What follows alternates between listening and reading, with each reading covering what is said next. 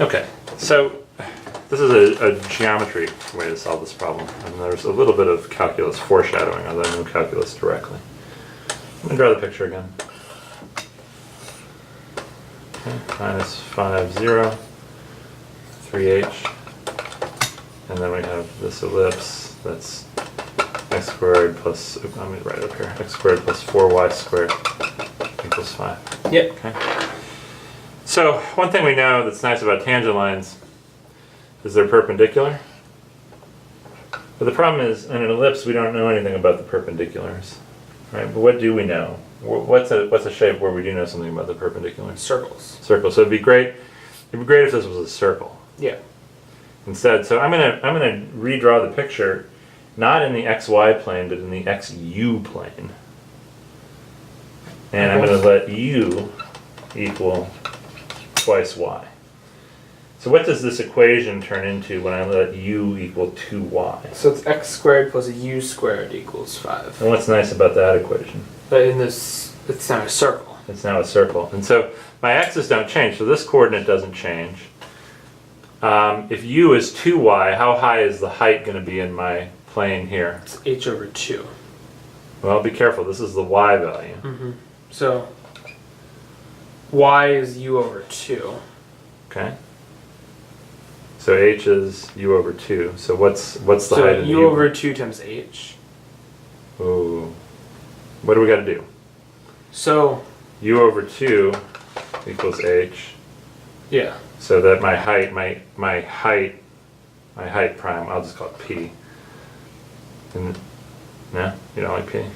Height, I'll call it height u then. Height sub u equals the height in the y plane divided by height in the u plane divided by 2 equals height in the y plane. Yeah. So what is my height? So the height is now appears to be it's half in the u plane. So it's still h, but it's in terms of u instead. How do I go from the y plane to the u plane? What do I do? You divide.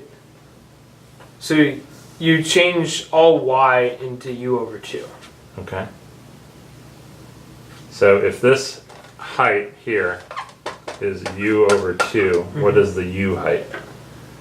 It's 2h. 2h. So I'm multiplying by 2 here. Okay? Yeah. I'm multiplying by 2. So here I get 3 2h. The x-coordinate did change. The height doubles. Does that make sense? Mm-hmm.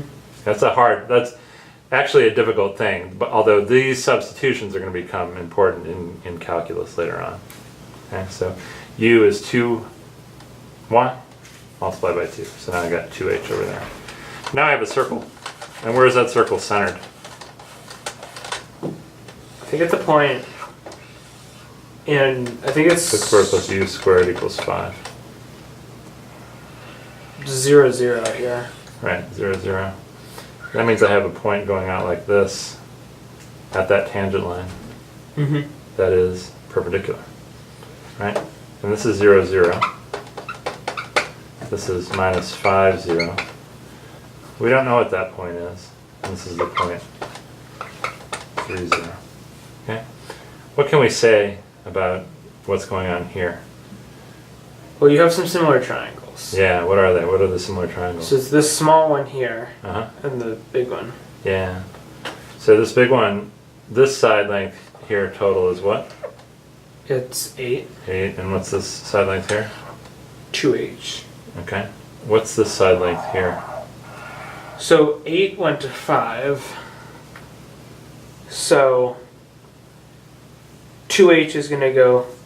Well, this is not a height. What is this? What is this distance? Yeah. Because they're similar.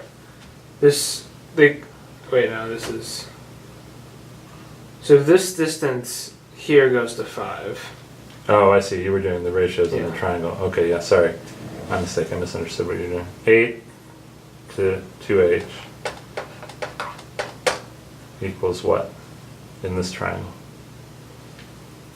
What sides? It's this side to this side. That's right. How long is this side? 5. How long is this side? Unknown. Actually, no, it's square root of 5. Square root of 5. How long is this side then? It is, I think, the square root of 5 as well. No. It's not. 5 squared is 25, so it's root 20, or 2 root 5. Root 20, or 2 root 5. So it's a 1, 2 root 5 triangle. Okay, so 8 over 2h equals 8. It's 2 to 1. equals 2 to 1. So h equals 2. 2. No calculus. So we just transformed the y distances to make that hard shape into a circle. And then we had a geometry problem. This is called an affine transformation. The substitution or change of variables is going to become a very important topic when we get to a new topic later on in calculus called integration. And the confusion you had about how the h's and the y's change with the u's is a very common confusion on u substitutions. But we'll get to that. We'll get to that later on. I just wanted to show you this affine transformation idea because it's a neat way to solve the problem. Yeah. Without calculus, just pure geometry. Anyway, good work on this problem.